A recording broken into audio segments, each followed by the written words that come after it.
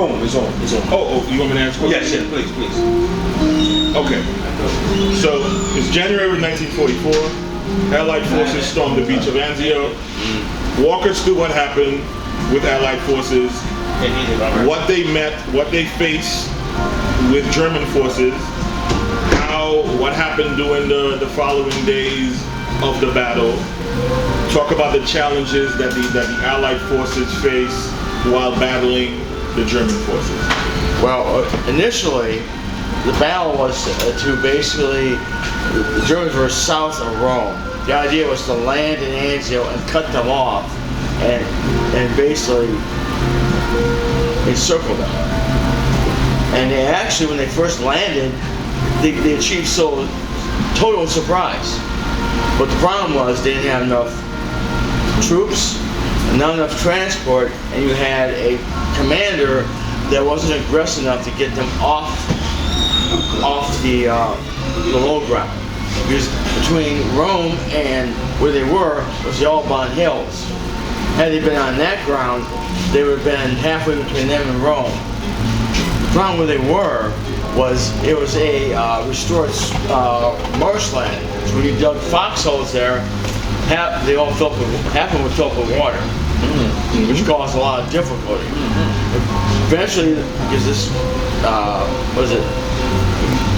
the general who was in charge was so cautious, the Germans were able to get above the Alban Hills, and they were entrapped. Because if you ever look at any pictures of Anzio, there's no cover. It is like flat land, and if you're on those hills, you can see any movement during daytime. Completely vulnerable. Yes. Completely vulnerable. Yes. So they got stuck, and again, they did not have enough troops to basically do what they wanted to do. Okay. Go ahead. And what happened was that the Germans brought in more troops, and eventually, again, they had to dig in, and basically, perimeter. The perimeter was so shallow that the German artillery could hit the rear areas. So you could be a clerk or in a hospital and still get hit with artillery. Okay. Wow. So due to those difficulties, what was the turning point of that battle? What adjustments did the Allied forces made that led to the German forces ultimately being defeated? What did they do? What adjustments did they make? Well, eventually what happened was they just added so many troops. So they overwhelmed them with numbers. And not just on the Anzio beachhead, but the Germans were stuck. The Allies were stuck on the Gustav Line. Yep. They actually threw more troops there. Yep. So they had a breakout in the Gustav Line, and then you had a breakout on May 28th, 1944. Yep. They met up and they were able to take Rome. But the problem was, the big mistake that was made was, instead of bypassing Rome, they could entrap all the retreating Germans, which would have basically put out like 300,000 Germans. Instead, Mark Clark, who was the head of the 5th Army, didn't want the British to get all the publicity. So instead, he captured Rome first. Had he done what he'd done, the original plan, it probably would have shrunk. Hitler would probably have to take 300,000 troops from a different, like France or whatever. It may have shortened the war. So the Allied forces were able to accomplish that breakthrough with the sheer number of soldiers that they had, and also with aerial intelligence as well. Right. Also, they had support from the U.S. Navy, firing rounds from the sea. Right.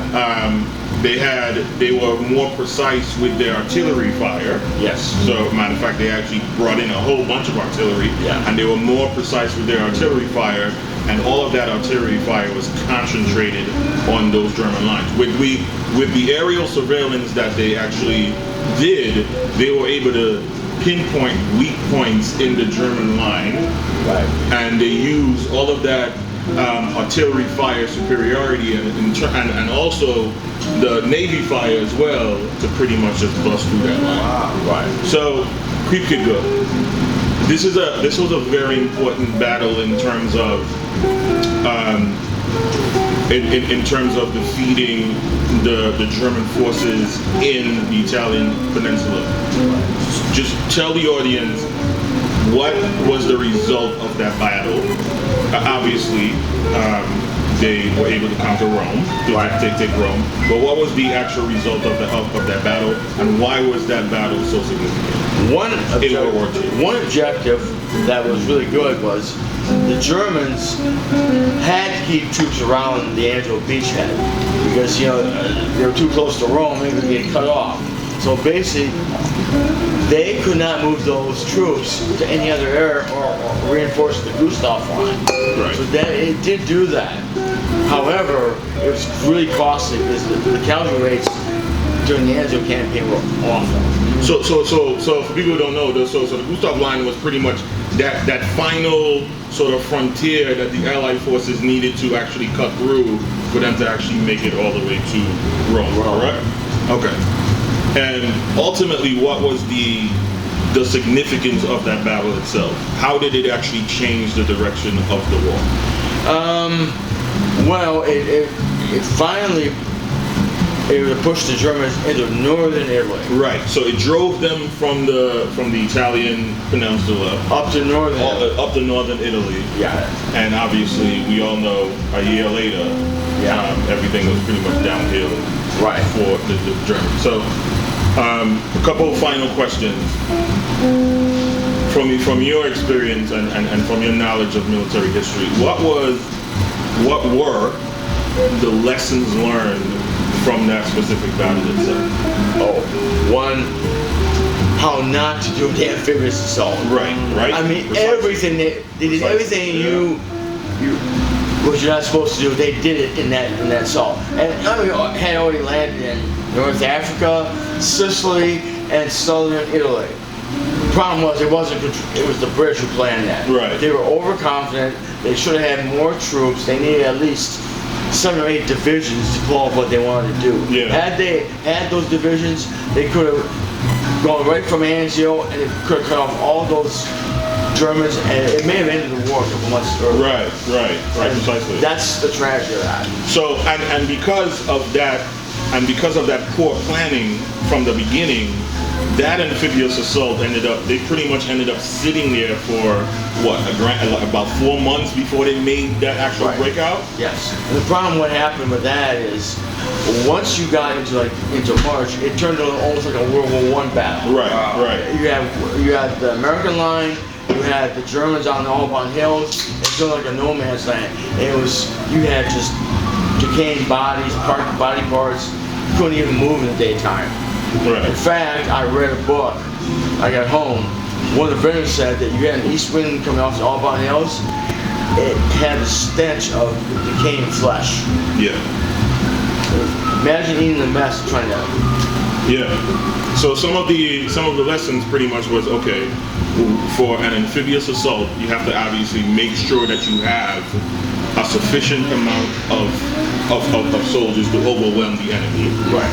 You have to make sure that you come with enough artillery weapons to also overwhelm the actual enemy's line.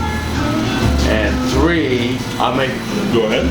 Get off the beach area as soon as you can. Get off the beach area as soon as possible, because in that beach area, that is where you're most vulnerable and most exposed. Right. Any parting words for the audience? Any significant part of that battle that we let's talk about let's talk about the Liberator. Good idea. Let's segue into that. Now we know that Hollywood can take a subject material and then dramatize it and leave out important details. Right. Explain to the audience what important details did they leave out in the show versus what actually took place. Well, the Liberator is based on a guy named Felix Sparks. He went from he served the entire war in the 45th Infantry Division. He's in 157th Regiment. My uncle was in 179th. He went from Sicily all the way to the end of the war. Definitely, yeah. The Anzio episode deals with one day. of a brutal counterattack division took. It occurred the battle took place between February 16th to the 20th. What happened, the Germans launched a major attack down the road, and they hit the 159th Regiment and the 179th Regiment, and it was like a 4-day battle where no one got sleep, and it was a brutal fight. In fact, luckily for the 157th, they didn't get wiped out because the Germans also broke out on their right side.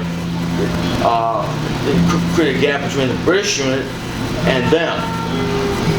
My uncle's regiment got pushed back. They created a 1-mile salient between them.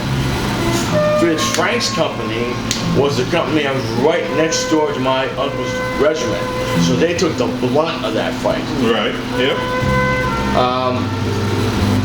The Netflix thing deals with the first day of the battle. I'll tell you what's accurate. You see in that episode these Germans howling like a bunch of banshees. That actually happened, and it also showed that the Germans were pretty stupid at first. They sent a armor unit down the road without any infantry support. They got knocked out. Wow. Yeah.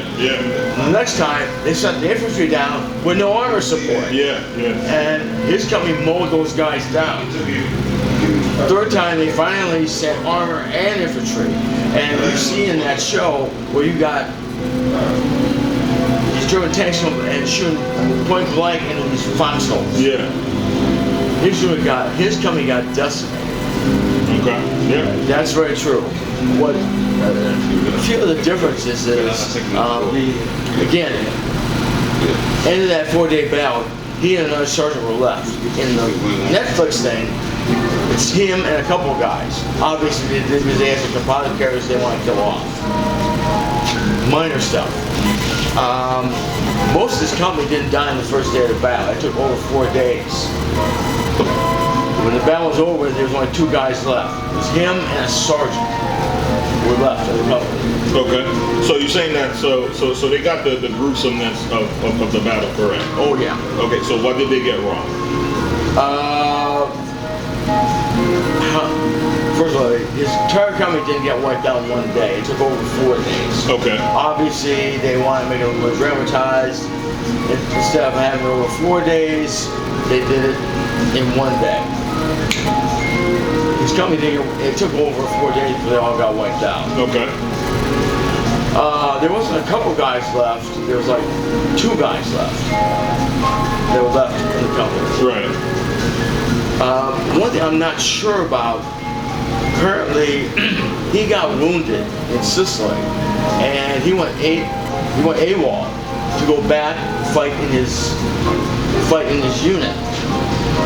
And they have an MP come up to arrest him. I'm not sure if that's real, but I know for a fact he was charged with AWOL initially. And finally the Army said, this is ridiculous. We're charging a guy for AWOL going back to combat. So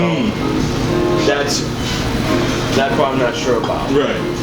Okay. So just to wrap up this segment, you're saying that Netflix essentially got a lot of the details correct as far as the gruesomeness of the battle, but some of the timelines they pretty much got wrong. Yeah. Okay. One other thing too. They show a scene where a German soldier tried to bayonet Sparks. That actually happened. There was actually a lot of hand-to-hand combat. Really? Oh yeah.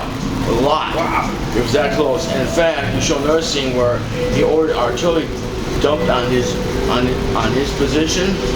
That did happen. It happened only him, but a couple other companies in that regiment. All right. That's really, you only do that when it's absolutely necessary. Yeah. You know, Wow. Yeah. As you can see, Crypt Keeper is very excited about this. That was awesome. About this topic. That was great. About this topic. Do you have any parting words for the audience? oh man. Well, So that we can wrap it up.